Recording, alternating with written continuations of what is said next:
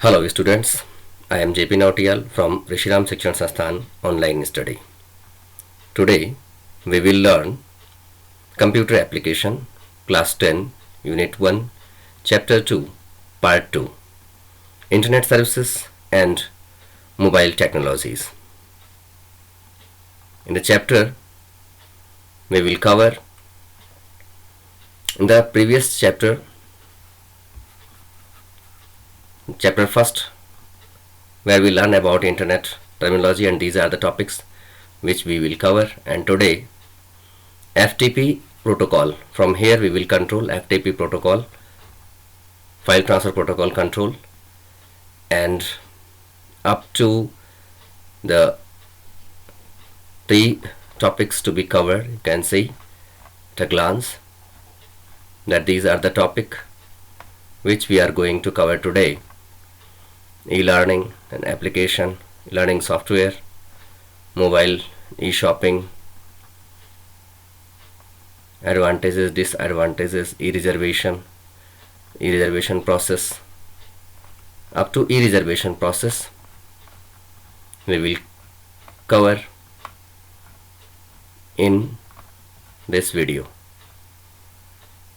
So let's start with the first, file transfer protocol or FTP, remote login and file transfer protocol, web services, then social networking and mobile technology to be covered in the third and the last video of the chapter. So this is the marker which I have taken. Then file transfer protocol, the book from I am going to discuss the topic. The book is in very detail, so there's no need to give any kind of extra allocation or extra examples to teach the topics. So here, if we will read the terms only, then definitely you will understand, because all the examples and everything discussed in the slides. So file transfer protocol stands for, FTP stands for file transfer protocol, which is a commonly used protocol for exchanging files over any network that support the TCP and IP, transmission control protocol, and internet protocol. These are the protocols which we already learned in our previous classes, such as that is internet or intranet. So internet and internet, TCP IP is a main protocol used for communication over internet and intranet. There are two computers involved in file transmission protocol, an FTP server and another is FTP client. These are the two type of computers which involved in file transfer protocol. The file transfer protocol server is a computer that is running file transfer server software. That is the computer which contain the file transfer protocol software, and an FTP server listens on the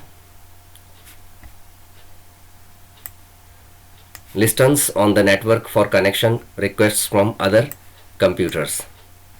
That server listen the request on the network asked by the other computers. The FTP client is a computer that is running file transfer protocol client software. They contain here server software, and if the computer contain client software, then that is file transmission client computer. An FTP client computer initiates a connection to the server. Once connected, the customer can do a number of file manipulation operations, such as uploading files to the server, downloading files from the server, and renaming or deleting file on the server, and so on. These are the activities. Once our client connected through this file transmission protocol server, then we can do all these functioning. Virtually every computer platform support file transfer protocol. Every computer. This allows any computer connected to a TCP IP based network to manipulate files on another computer on that network, regardless of which operating system are involved. That it doesn't matter that what operating system the computers contains. Any kind of operating system and any kind of hardware configuration computers may have can run over the net. There are many existing FTP client and server programs, and many these are free. Some examples are like Windows WinSCP, Smart FTP, FileZilla, Core FTP, and ACE FTP. Mac and OS operating system, these are the programs or the software which run over Windows operating system. Mac operating system, any version can be here. Mac OS X the version. CyberDuke, R Browser Lite, One Button FTP, Yummy FTP, Captain FTP, and Interachi 8.5 and FTP. So Linux operating system, GFTP, Cross FTP, FileZilla, Fire FTP, Conquer, and Nautilus. Multiple platform or Firefox operating system, then Fire FTP. Downloading and uploading files from remote site. In the previous section, we mentioned that FTP software that let the install and create FTP server and client computers. So we can connect to FTP server by installing any of these programs. However, we can also connect FTP server through Windows Explorer also. In the following lines, we are explaining the same. These are the requirements and incoming lines. So intranet, what is intranet? Intranet is a local here. Internet here mentioned that too. So this we are going to explain here at the same time. I didn't explain because I know that in the coming slide that will come. So here intranet is a local or registered communication network, especially a private network created using World Wide Web software, WWW software. Based on this type of software, that's we created a private network, and that is restricted communication network. So requirements to control to FTP server. After installing the required software for FTP access, before we connect an FTP server, we need to know its web address and our name on the username and the password. So there are many FTP servers that allow anonymous or guest access. That is, we need not registered user for these file transmission protocol services. Some of these FTP addresses are given below, like FTP /FTP fresherpms.net, FTP :/FTP leo.org, FTP : we can type these FTP addresses in our computer's browser's address bar, and then we can access these sites. We shall logging as anonymous user on one of these FTP server. There is no need to register username and password. So how we can connect FTP server, uploading and downloading files? Now to connect FTP server, we need to follow the steps given below. Number 1, open the Windows Explorer or File Explorer. In the address bar, this is the address bar of the Explorer window, and type this FTP followed by the address FTP server which we need to connect. Then we are going to connect FTP freestone.net. So we type the address in the bar and see the figures below. Windows or File Explorer now connect to the FTP server, and if the connection is established without any problem, then we get all the folders in the server. These are the incoming welcome message. These are the this is one file, and these are the folders. Now we can see the folder in this FTP. Uploading a file. To upload a file on FTP server, we need to copy a file from our computer and then paste FTP server's folder, just as the way we copy other file on our computer. Downloading. To download file from FTP server, Just copy the file from any, by opening this and copying the file from any of the folder of FTP server and paste in our computer's local folder, as we simply copy file from one folder to another folder. Once done, simply close the FTP servers window. This is the FTP server window, and then simply close this window by clicking on this close button. This is the close button, and then we close the window. Remote login and file transfer protocol. Remote login and file transfer protocol. In the previous section we talked about the file transfer protocol, and in this section we talk about SFTP, Secured File Transmission Protocol. Like in the previous session we learned about HTTP and SHTTP. Same here, SSH, Secured Shell, and SCP, Secured Copy, and Telnet.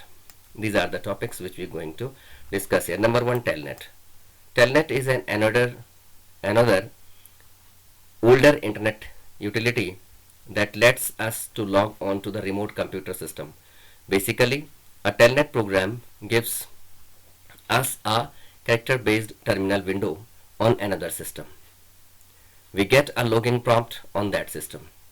If we were permitted access, then we can work on that system just as we would if we were sitting next to it. Then the definition of Telnet is an internet utility that lets us log onto remote computer system. This is an internet utility which allow us, or which lets us to log into remote computer system, that is Telnet. Traditionally, Telnet has been used by people who have login on remote system and want to do serious work there. But Telnet has some additional uses that are more relevant to people who are exploring the internet.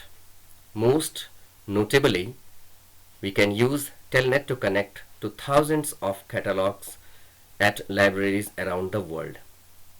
This capacity is wonderful for anyone doing serious research. Imagine being able to find out which book in your particular discipline are available at a number of specialty libraries in remote location, all while you plug away at your desk. So how this Telnet works? The computer through which you want to connect to a remote server, this is the client computer, and to connect to a remote server via Telnet, this process happens. Number 1, using Telnet client software on your computer. The Telnet client, your computer, make a connection to the Telnet server. It is that the remote host over internet, which is a TCP/IP network. Second process, once your Telnet client establish a connection to the remote host, your client become a virtual terminal, allowing you to communicate with the remote host from your computer. The third thing, now you can open, or we can open telnet-based access command on the Telnet client computer, which are then sent to the remote Telnet server, and the Telnet server acts accordingly. In most cases, you will need to log into the remote host, which require that you have an account on that system. Occasionally, you can log in as guest or public without having an account. This is over now. Now second thing is SSH, or Secure Shell Protocol. Secure Shell Protocol is a Telnet like protocol in functionality, but it is a secure protocol compared to Telnet. SSH, Secured Shell, is also a protocol for remotely logging onto a machine via a shell, where all data between the client and the server is encrypted. Now the SSH protocol ensures security shell using other protocol like SCP and SFTP. We will learn about these protocols in coming slides. Now, as here the definition of Secured Shell Protocol. Secured Shell Protocol is a remote logging protocol that logs into remote machine via a shell where all data between the client and server is encrypted. Significance of using SSH. The traditional internet protocol like Telnet, FTP, even email also are not secure. It is that these share data or information in encrypted form over internet, which can easily be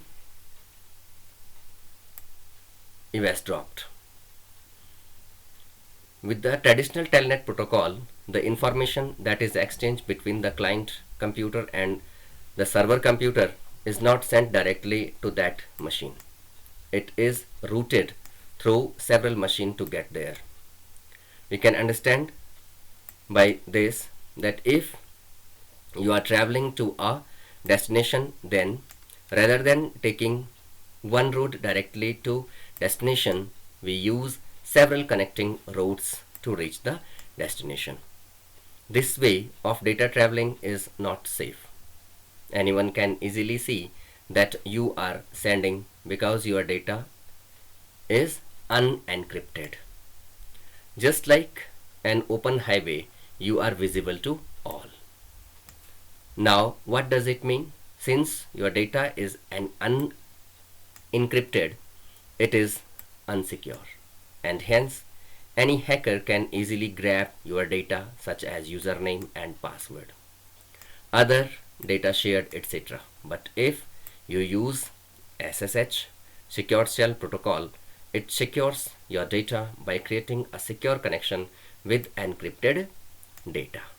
This ensures that only the client and the server will have to access the actual data. See here, this is SSH client, this is server, and the data traveling in between. This is the root, and here this is a shield which is covering the line of transmission covered by this shield. So, and this is the cloud or internet. So data travels over a secure connection in encrypted form. This is the methodology. So SCP or secure copy. This is the protocol that allow to copy files between two servers or two connected machines over internet. SCP is secured copy is one such protocol. The SCP protocol, secured copy protocol or SCP protocol, allows you to transmit or allows us to transmit files from one machine to another over internet with the encryption benefits of SSH. Most SSH clients include SCP capability. It offers over set of command options for secure copying of files across two connected machines over internet. The fourth one is SFTP or Secure File Transmission Protocol. SFTP is a file transfer protocol but is secure contrary to uSecure FTP.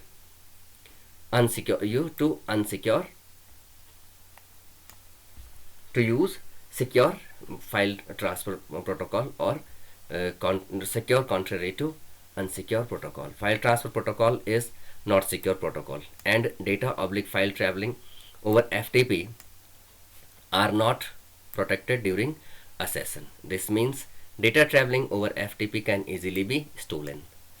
To counter this problem, SFTP protocol is used. SFTP, Secure File Transfer Protocol, is a secure protocol for file transfer, and it ensures security of data based on the Secure Shell Protocol. Now SFTP ensures data safety by taking these measures. Number 1, SFTP requires that the client user must be authenticated by the server and the data transfer must take place over a secured channel, that is SSH, secured channel. Number 2, all data is encrypted before being sent across the network, that is encryption of the data. SFTP encrypts both commands and data, providing effect protection against common network security risks. Now web services. Web services are this is the next topic, internet services or web services, that what are the common services which we are using nowadays over the internet or web. So the web services are the services or applications available via web through the use of a specific protocol, whatever the protocol can be used, but these are the services. There are diverse web service availability today. It is that chat, email, video conferencing, social networking. Nowadays we all are using these things, and especially during the lockdown period, COVID-19 lockdown. In the coming section or coming slide, we will talk about the web services which we are using in our day-to-day life. So number one, chat. So chatting is one of the popular service of internet. Chatting is like a text phone. Chatting is like a text phone. In telephonic conversation, we say something. People hear it and respond. You hear their responses on the spot and can reply instantly. In the same manner, in chatting, you type a message on your screen, which is immediately received by the recipient. Then the recipient can type a message in response to your message, which is received by you instantly. Now, definition of chatting is online textual talk is called chatting. It's very simple. Online textual talk is called chatting. Online textual talk is called chatting. So learn the things seriously, because after lifting off this lockdown, probably the test will be conducted in the school. So learn the thing seriously, make the note seriously, so that you are going to face the examination or test when the school will open. If we want to chat, we need to log in a server and provides chat facility. There are many sites that provide chat facility. These sites mostly provide the chat facility via chat rooms. Now, what is a chat room? Chat room is a place provided by the website or a part of some online services that provides an online venue for communities of users with a common interest to communicate in real time or instantly at the same time. Now, commonly used types of chatting or types of chat. Chat can be different types. Given below some. Number one, instant messaging or IM. It is a type of communication services via IM software that enable one to create a kind of private chat connection with another individual in order to communicate in real time over the internet, similar to a telephone conversation but using text based, not voice based communication. That is text based communication, not voice based communication. The most popular form of IM is instant messengers, which is provided by instant messenger by different such as AOL Messenger, and Messenger software allows anyone who downloads their free software to choose a nickname and chat with anyone else with the same messenger software directly. Even programs like Skype also offer such a facility. Skype or Skype are chatting software, like we are using here WhatsApp, and there are so many other chatting software also. Next is ICQ. ICQ or ICQ. ICQ offer chatting via ICQ software. This software we need to install or download in our computer. So it is used as a conferencing tool by individual on the net to chat, email, perform like transfers, play computer games and more. When we download ICQ program, this is free. We need to assign an ICQ number. Two or more people using ICQ can have the same nickname but no two people can have the same ICQ number. Unique ICQ number will be given to the individual and then they start the chatting. Now IRC or Internet Relay Chat. Unlike IM and ICQ, IRC or Internet Relay Chat is not owned by any company. To use IRC, you need an IRC client program. IRC has many networks that are completely separate from one another. If we want to chat with someone on IRC, we need to make sure that we are connected to an IRC server via our PC IRC client program. Once we connect to IRC server, there are often thousands of rooms called channels on nearly any topic and tens or of thousands of different people to chat with. Now web-based chat.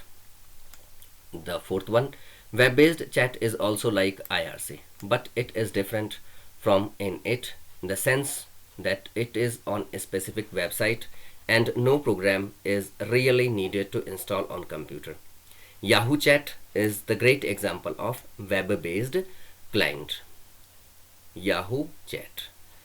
Now video conferencing. Number second is chatting. After chatting, this is the next topic, that is video conferencing. What is a video conferencing? See the definition here. A two-way video phone conversation among multiple participants is called video conferencing. Again, I am repeating here that a two-way video phone conversation among multiple participants is called video conferencing. Video phone conversation among multiple participants. Video phone conversation among multiple participants. The next dimension in the internet communication is video phone that people have, like we do nowadays video call. Now personal computer with a camera and webcam or camera, video comprehension hardware, access to internet over the ordinary telephone line, and video phone software. Can see the following things: video software, then webcam, and then that's called video conferencing. Some most popular video conferencing software includes Skype, Woohoo, Adobe Acrobat, and Adobe Acrobat Connect, AT&T Connect, etc. Skype, Woohoo. Nowadays Zoom is also very popular. Now second area of application of video conferencing. Video conferencing can be used, number one, in business. Video conferencing provides business with ability to meet and to work with other over a distance. It enables top management to quickly and effectively communicate with employees sitting in multiple locations, even provide training or conduct interviews for business purpose. Video conferencing for business purpose. The next thing is distance learning. Video conferencing we can use by using exciting technology for education. Distance learning or video conferencing increases efficiency by saving travel time and expenses and maintaining the ability for interaction between teachers and students. Now telecommunication with clients. Video conferencing allow user to save resources by meeting with client and or colleagues at distance location while maintaining face-to-face contacts. Telecommunication client. Legal environment. Through video conferencing, testimony can be given by individual who is not able to attend physically legal settings. It is that expert witnesses, prisoners, etc. Telemedicine. In place where actual hospitals and medical experts are not available, video conferencing enables patients to get the necessary information and expert guidance they need quickly and easily. Now in the field of media, how we use the video conferencing. Through video conferencing, journalists can participate in international press conference from any location without having to leave their offices. As you can see that different news channels have uh, deployed their news reporter, their journalist at different location, and they give the reports through video conferencing.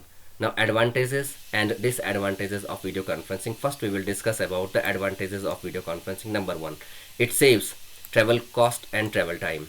Second, allows conducting meeting with people at different location across the globe.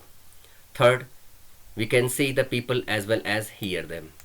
This means we can see their body language, which we cannot do with the telephone calls. Now we can, number fourth one, we can all view a document on a screen at the same time. People can work together and add their ideas. The document can be emailed to all the people at the meeting later on.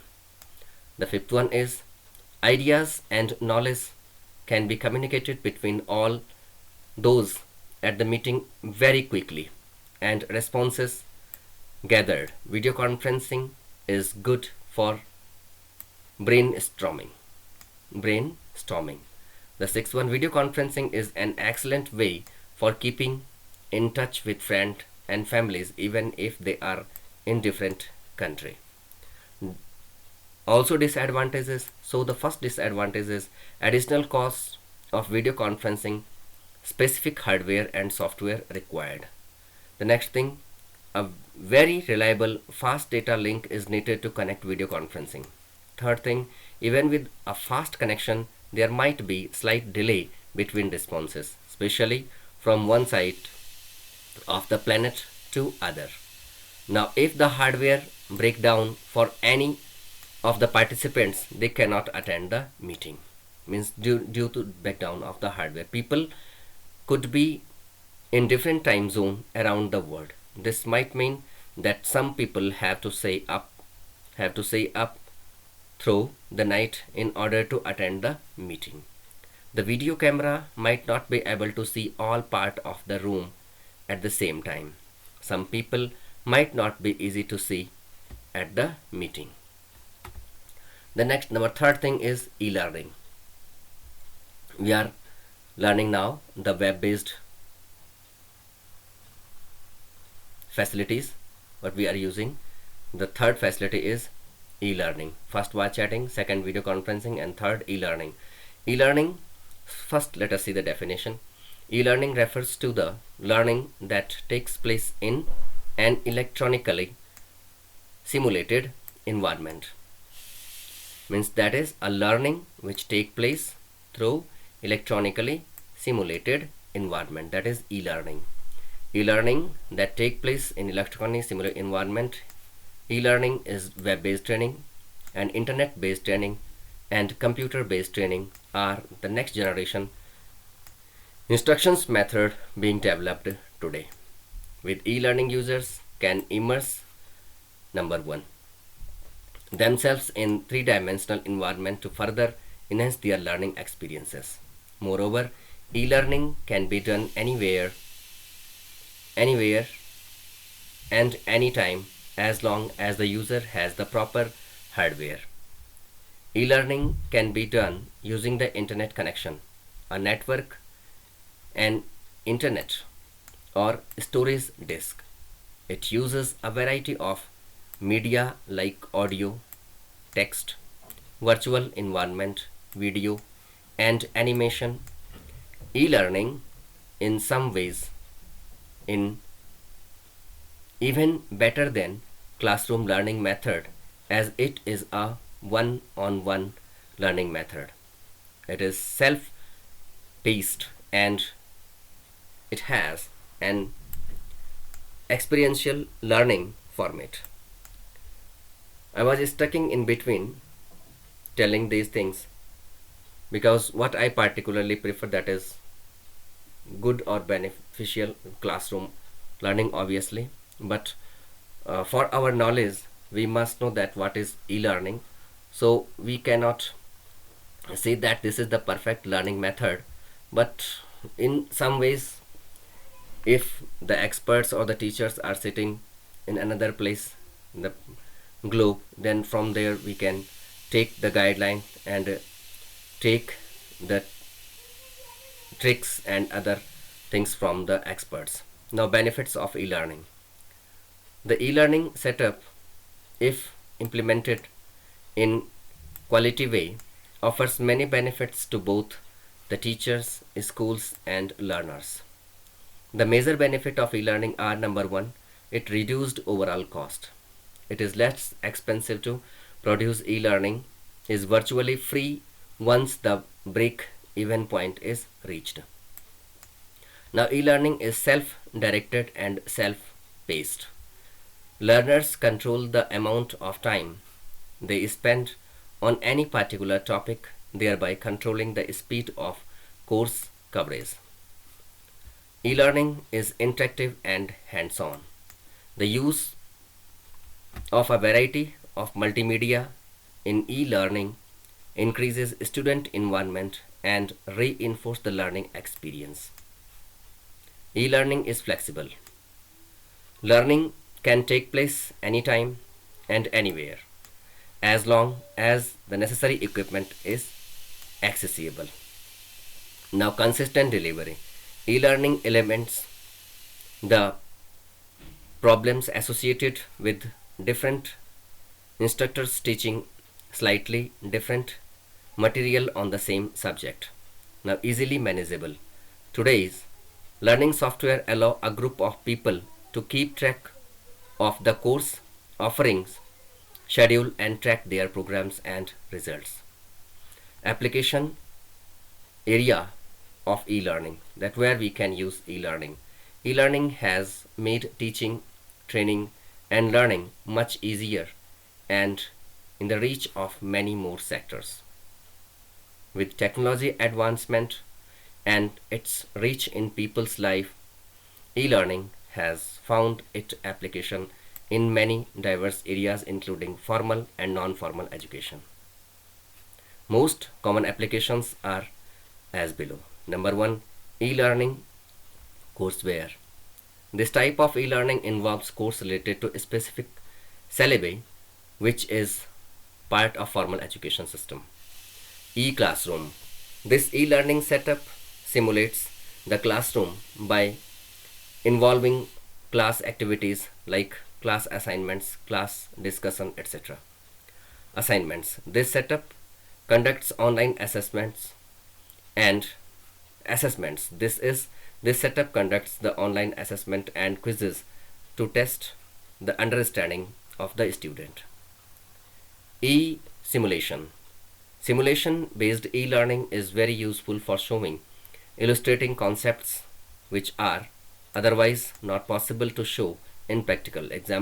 For example, working of different system in human body, nuclear reaction, chemical reaction, etc.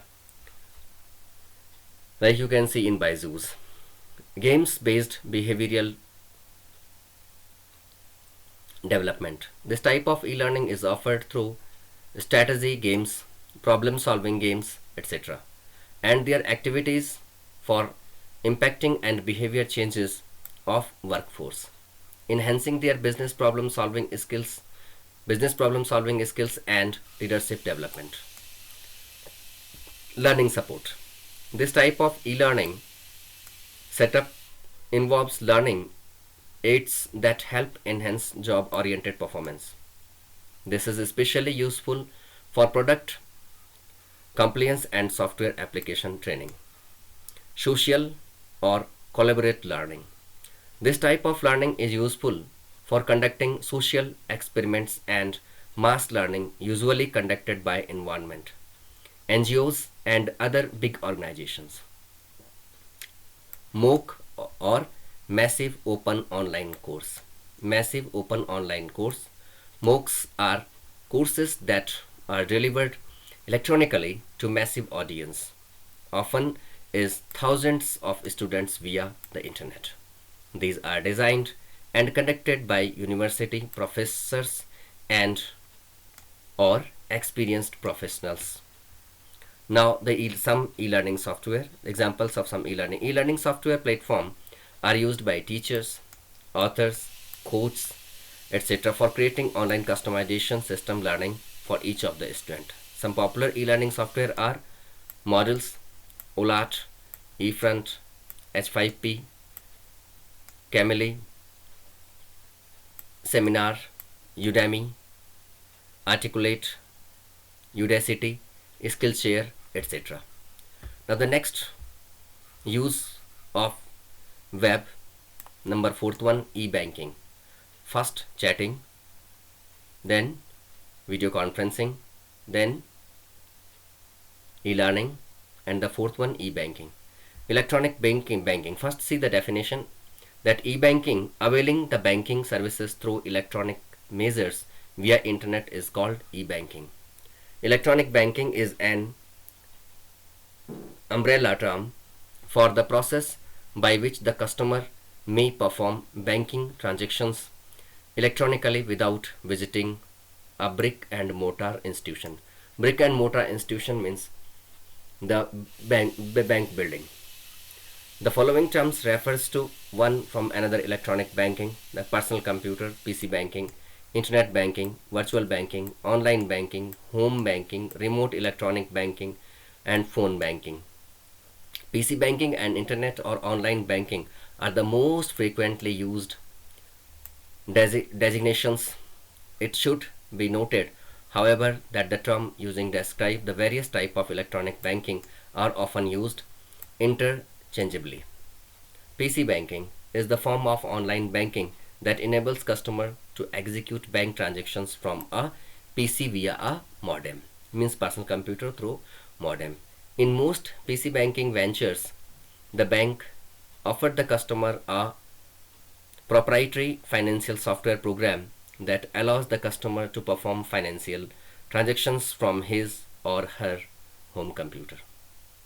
The customer then dials into the bank with his or her modem, downloads data, and run the program that are resident on the customer's computer as per his or her requirement for financial transactions. Now internet banking. The first one was PC banking, second internet banking, sometime called online banking also, that uses the internet as the delivery channel by which to conduct banking activity. For example, transferring funds, paying bills, viewing, checking, saving account balance, paying mortgage, and purchasing financial instruments and certificates for deposit. An internet banking customer accesses his or her account from a web browser. A web browser software that runs internet banking program resident on the bank's website, not on user's PC. Internet banks are also known as virtual, cyber, net, or interactive or web banks. The next one, mobile banking. Mobile banking is a wireless internet based service that allows one to use banking services safely and conveniently using a mobile device like mobile phone or tablet, etc. Mobile banking provides access to most popular internet banking features and services.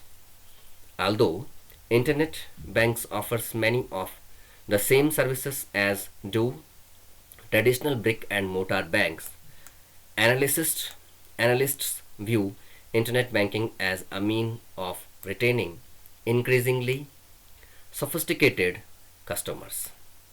Increasingly sophisticated customers for developing a new customer base and of capturing a greater share of depositors' assets.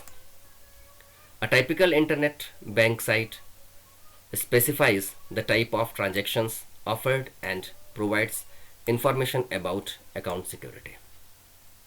Because internet banks generally have lower operational and transactional costs than do traditional brick and mortar banks, means comparative in comparison of traditional banks. They are often able to offer low cost checking and high yield certificates of deposit. Internet banking is not limited to a physical site. Some internet banks exist without physical branches. According to industry analysts, electronic banking provides a variety of attractive possibilities for remote account access, including number one, Availability of inquiry and transaction services around the clock. Round the clock you can know everything, anything, whatever the question in your mind you can ask through mobile anytime about the bank. Now worldwide connectivity, anywhere you can access your website, your bank account, bank's website and your bank account.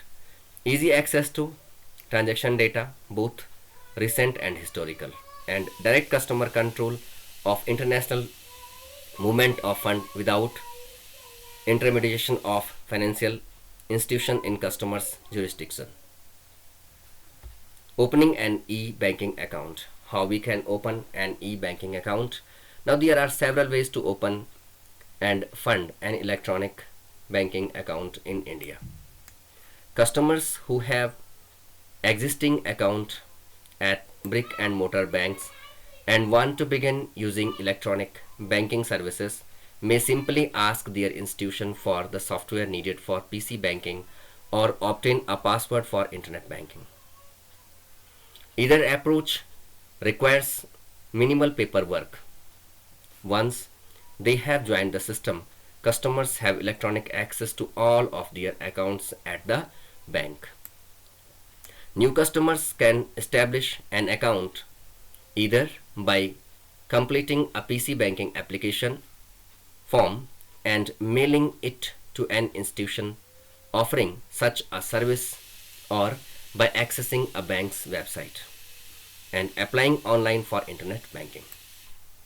In either instance, the customer can fund the new online account with a check, wire transfer, or other form of remittance.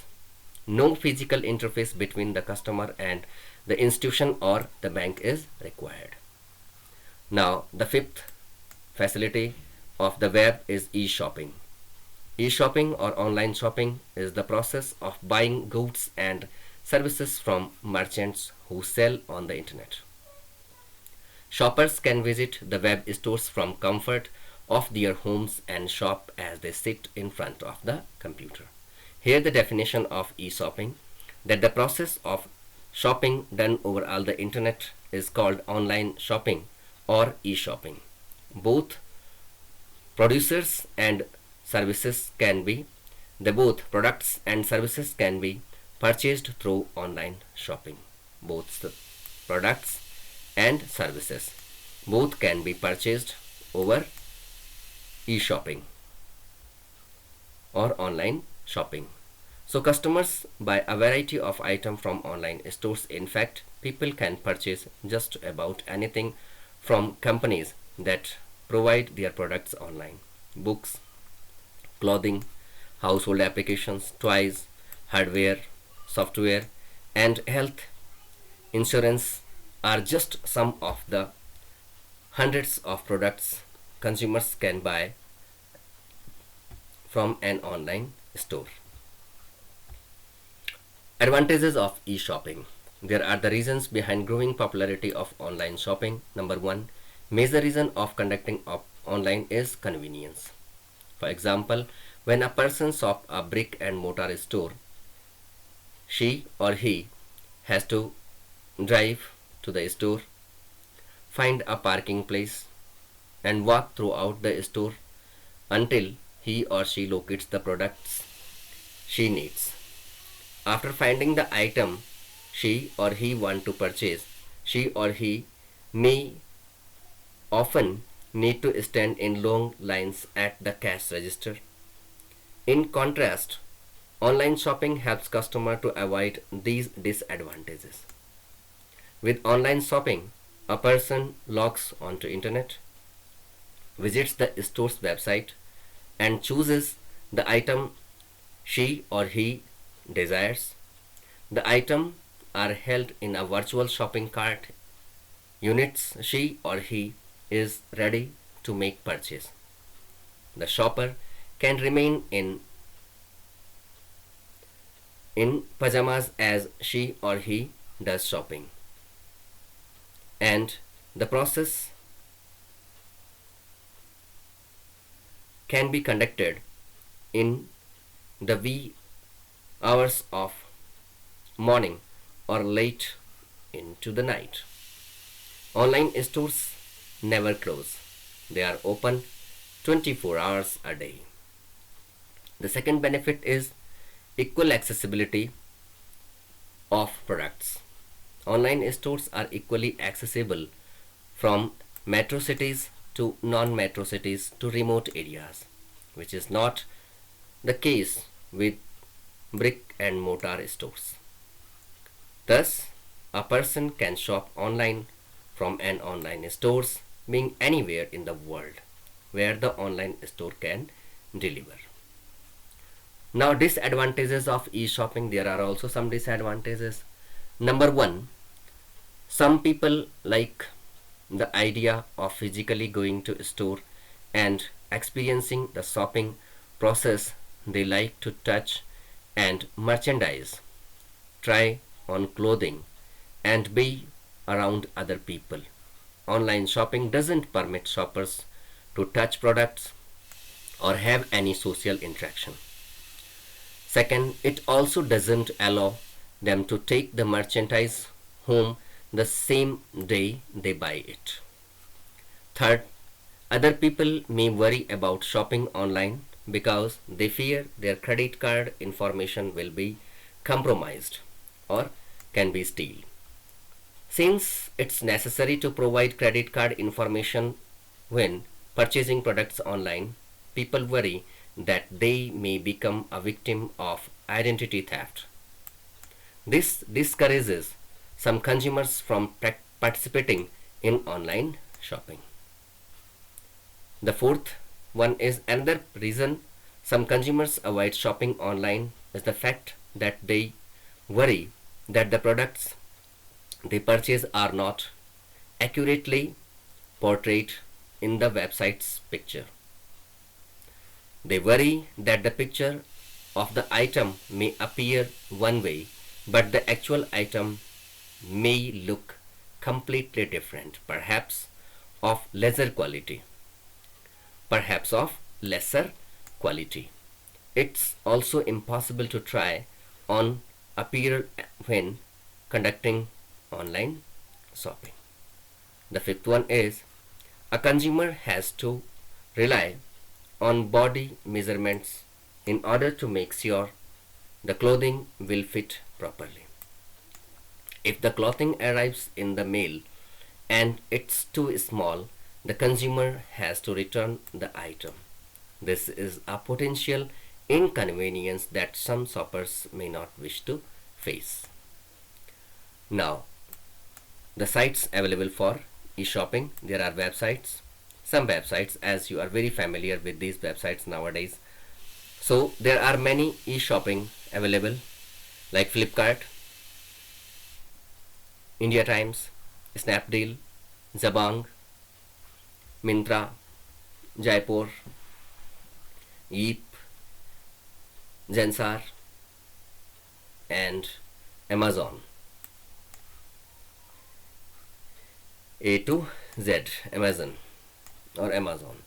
Now there are also e-shopping sites that second-hand goods are purchased like OLX and Quaker. These are two websites from where you can purchase the second-hand goods. Now the threats and security concern associated with the e-shopping. Although e-shopping has made the people to save time and effort, yet it also with some price attached to it. There are threats and security concern of e-shopping which we must know or we must be aware of. Number one, gaining access to sensitive data such as user ID, password, credit card numbers, etc. Second, using viruses to corrupt our system. Unwanted spam suggesting that what to buy. Gaining access to your shopping history, your shopping habits, and getting access to your location details. Now, security concern with the e-shopping. Now, in this section describes potential security attack method from the attacker or the hacker, that how the cyber criminals can harm us. Number one, tricking the shopper. Most common security concern is tricking the shoppers, also known as social engineering techniques. These attacks involve surveillances on the shopper's behavior, gathering information to use against the shopper. For example, a mother's maiden name is a common challenge question use a number of sites. If one of these sites is tricked into giving away password once the challenge question is provided, then not only has this site been compromised, but it also likely that the shoppers use the same login ID and password on other sites. The next thing, a common scenario is that the attacker calls the shopper, pretending to be representative from a site visited and extracts information. The attacker then calls a customer service representative at the site, pausing as the shopper and providing personal information. The attacker then asks for the password to be reset to a specific value. Now, snooping the shopper's computer. Many users use unaware of security concern and do not know much about the security feature of their system and hence fail to enable the security features. Attackers exploit this situation to their own benefit. For example, the attacker can use various techniques to gain entry into the user's system in the absence of security feature. Upon entry, they scan your file system for personal information such as password, etc. Now, sniffing the network. In this scheme, the attacker monitors the data between the shopper's computer and the server. He collects data about the shopper or steal personal information such as credit card numbers and use such information for own benefit. Now, guessing passwords. Another common attack is to guess a user's password. This style of attack is manual or automated. Next is phishing. Another common form of social engineering attacks are phishing scheme.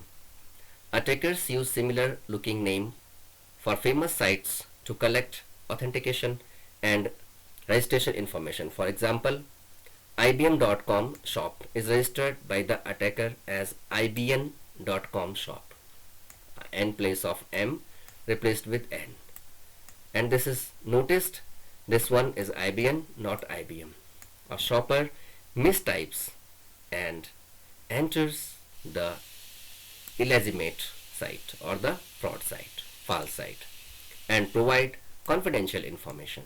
Alternatively, the attacker sends email spoofed to look like they came from legitimate sites. The link inside the email map to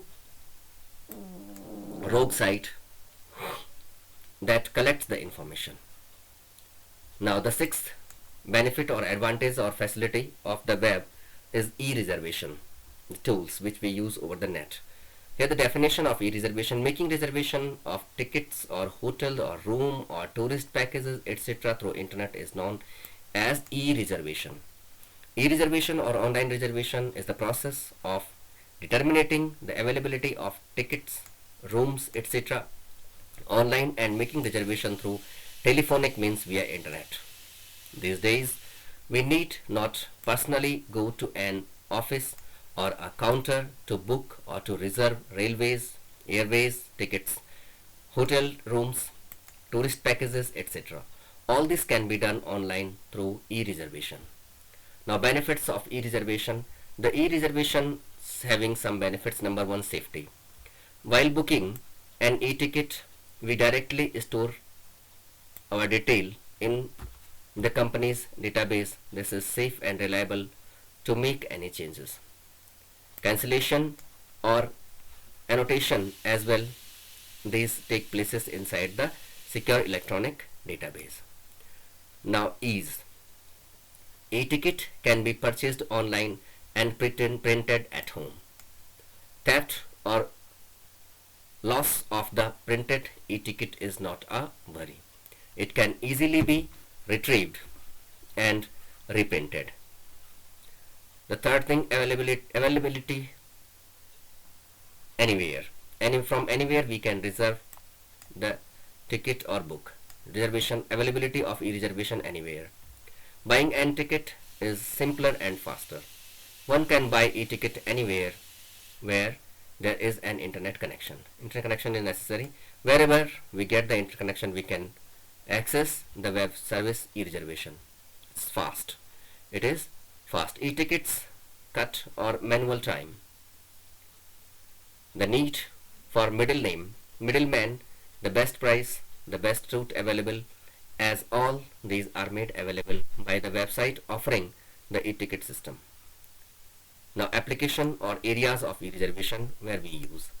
The e-reservation process is used in many areas. The most common application areas are e-reservation. Number one, travel tickets. E-reservation tickets for train travel, air-based travel from different sites provided with this facility. Hotel rooms. Using e-reservation, one can reserve room in different hotels. Sports matches.